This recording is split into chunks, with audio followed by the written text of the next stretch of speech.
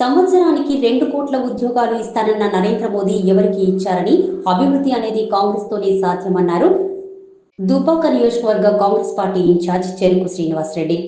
మాజీ మంత్రి చెరుకు ముత్యంరెడ్డి ఆధ్వర్యంలోనే చేగుంట మండలం అభివృద్ధి చెందిందన్నారు. చేగుంట మండల కేంద్రంలోని తెలంగాణ మోడల్ పాఠశాలలో మెదక్, నిజామాబాద్, ఆదిలాబాద్, కరీంనగర్ పట్టభద్రుల ఎమ్మెల్సీ ఎన్నికల ప్రచారంలో భాగంగా కాంగ్రెస్ పార్టీ ఎమ్మెల్సీ అభ్యర్థి ఉట్కూరి నరేందర్ రెడ్డిని గెలిపించాలంటూ ఆయన ప్రచారం చేశారు.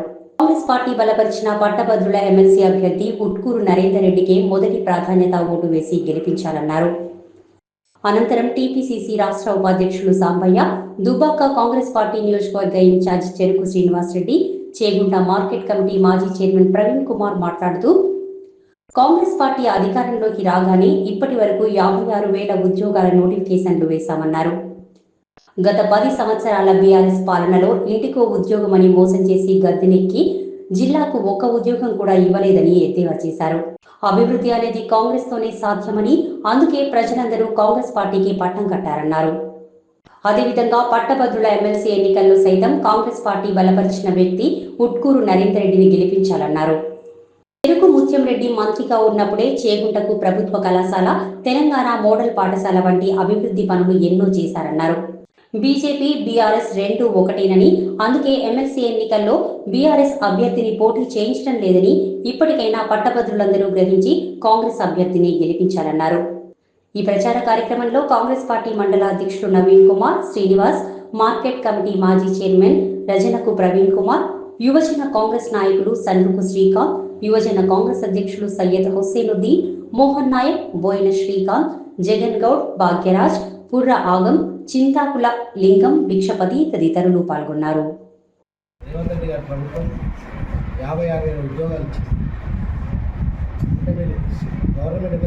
యొక్క ఆలోచన చేసుకోండి. మీరు గ్రాడ్యుయేట్స్ కాబట్టి మీ యొక్క బాధ్యత ఏంటంటే ఒక మంచి నాయకులు ఎన్నుకోవాలి. ఎందుకంటే ఈ 4 సంవత్సరాలు 4 సంవత్సరాలు కాంగ్రెస్ ప్రభుత్వం ఉంటుంది. సో మీ సమస్యలు, ప్రజల సమస్యలు తీర్చాలంటే కాంగ్రెస్ పార్టీ అభ్యర్థిని మీరు బలపరిచి ఓటు వేయాల్సిన అవసరం ఉంటుంది. మరి మీ సమస్యలు ముఖ్యమంత్రి అనిపించి మంత్రులు చూపించుకుంటే అవి తీర్చడం చిన్నవి మేము చేయగలం, పెద్దవి కూడా తీర్చుకోవాలి. ఎందుకంటే గతంలో 10 సంవత్సరాలు మన రాష్ట్రం ఏ విధంగా నష్టపోయిందో, రాష్ట్రం ఉన్నప్పుడు నిధులు బడ్జెట్ ఉన్న రాష్ట్రం ఈరోజు దివాళా తీసిందంటే దానికి కారణం ఏమో తెలుసు.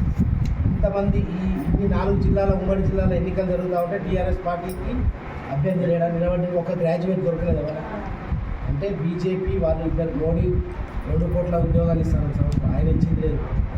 ఈ ఒక్క స్కూల్ చూసుకుంటే మీరు ఈ చేగుంట టౌన్లో మోడల్ స్కూల్ ముఖ్యమంత్రి గారు కాదు, కస్తూర్బా కట్టింది, ఎస్టీ రెసిడెన్షియల్ కట్టింది, పాలిటెక్నిక్ కట్టింది, ఇంటర్మీడియట్ కాలేజ్, ఇన్ని కాలేజీలో దాదాపు 200 మంది స్టాఫ్ ఆ రోజుల ఎంప్లాయ్మెంట్ జనరేట్ అయింది చదువుకుంటాం. ఒక చేగుంట మనల్ని 200 ఎంప్లాయీస్ గవర్నమెంట్ సమైక్య రాష్ట్రంలో క్రియేట్ చేసింది. మరి తెలంగాణ రాష్ట్రం వచ్చినాక చేగుంట మనకి ఎన్ని ఉద్యోగాలు ఇచ్చినాయి? ఒక్కటి కూడా. కాబట్టి ఆలోచన చేయండి. మళ్ళీ మన సమస్యలు, మన గతంలో ఏ విధంగా అభివృద్ధి జరిగిందో మళ్ళీ జరగాలంటే మన కాంగ్రెస్ పార్టీ రావాలి. ఒక మంచి అభ్యర్థి, సామాజిక ఉన్నది. మీరు కూడా మీ బాధ్యత కూడా ఒక మంచి నాయకులు ఏర్పడే బాధ్యత మీ పైన ఉన్నది. మరి ఈరోజు ఎన్నికలంటే డబ్బు మయం చేసిన మానవ విలువలే కష్టమైంది. మనం అందరం అనుకుంటాం, అన్న తమ్ముడు భావాన్ని పిలుచుకుంటాం. రేపు పొద్దున అది కూడా 1000, 2000, 3000 అట్లా వస్తాయి. కాబట్టి ఈరోజు మీరు ఒక మంచి నిర్ణయం తీసుకోవాలి. ఆ వ్యవస్థకు స్టాప్ పెట్టే బాధ్యత కూడా ప్రతి ఒక్క గ్రాడ్యుయేట్ పై ఉన్నారు. కాబట్టి మన ఫిబ్రవరి 27 జరిగే ఎన్నికల్లో నరేందర్ రెడ్డి, ఆల్ ఫోర్స్ నరేందర్ రెడ్డి అని సీరియల్ నెంబర్ 2 ప్రాధాన్యత. వాళ్ళు కూడా ఈ విధంగా రాయాలి. మీ పెన్ను వాడకూడదు, వాళ్ళు ఇచ్చిన పెన్ను వాళ్ళ పెన్ను వాడాలి. ఎవరున్నా కాంగ్రెస్ పార్టీ అభ్యర్థిని బలపరచండి. ఖచ్చితంగా ప్రజలు మీకు ఏ సమస్య ఉన్నా తీర్చే బాధ్యత మాది. కాబట్టి మీ అమూల్యమైన ఓటు నరేందర్ రెడ్డి గారికి మనస్ఫూర్తిగా ఓటు. మీ అందరినీ ఓటు అభ్యర్థించడానికి మీకు ఉపాధ్యాయులకు, గ్రాడ్యుయేట్స్కి చెప్పేది ఏముండదు. అన్నగారు చాలా విషయాలు చెప్పింది.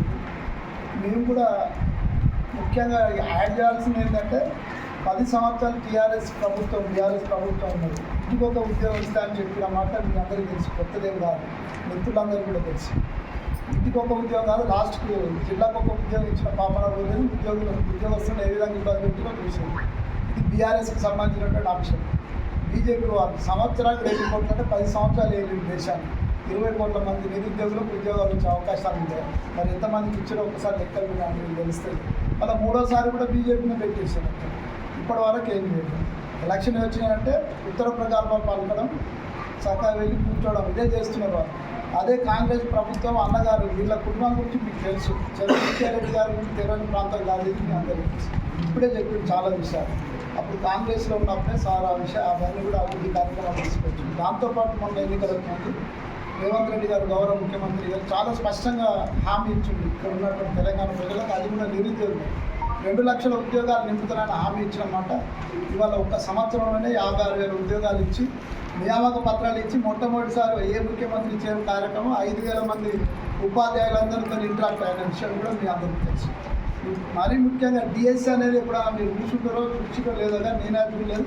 ఒకటే నెలనే డిఎస్సి వేసి 11,000 మంది ఉద్యోగస్తులను నియామక పత్రాలు అందించినటువంటి కనుక మన గౌరవ ముఖ్యమంత్రి గారు. ఇప్పుడు ఇంకా 4 సంవత్సరాలు ఉంది, ఇంకో రాబోయే 5 సంవత్సరాలు కూడా కాంగ్రెసే ఉంటుంది. అందులో అనుమానం ఏం లేదు. మీ సపోర్ట్ ఖచ్చితంగా దొరుకుతుంది. ఈ 4 సంవత్సరాల్లో ఈ 2,000 లక్షల ఉద్యోగాలు అంటే పక్కా మన గౌరవ ముఖ్యమంత్రి గారు నియామకాలు చేస్తారనే విషయాన్ని మీ దృష్టికి తీసుకొస్తున్నాం. మరి ముఖ్యంగా ఇక్కడ చెప్పాల్సింది ఏంటంటే నరేంద్ర రెడ్డి గారు విద్యావేత్త, అనేక విద్యా సంస్థలు నెలకొల్పారు, వేలాది మందికి ఉపాధి ఇస్తున్నారు. దాంతోపాటుగా సంవత్సరానికి 40,000-50,000 మంది గ్రాడ్యుయేట్స్ అందిస్తున్నటువంటి వ్యక్తి, ఉన్నతమైనటువంటి వ్యవస్థలో ఉన్నటువంటి వ్యక్తి. ఇంకా ఇంతకన్నా అర్హతలు ఏం కాదు ఒక వ్యక్తి ఎమ్మెల్సీగా గెలవడానికి. కాబట్టి మీరు మద్దతు తెలిపి మొదటి ప్రాధాన్యత ఓటించి ఆయన మెజార్టీ గెలిపించాలని చెప్పి నేను చేస్తున్నాను. Thank you.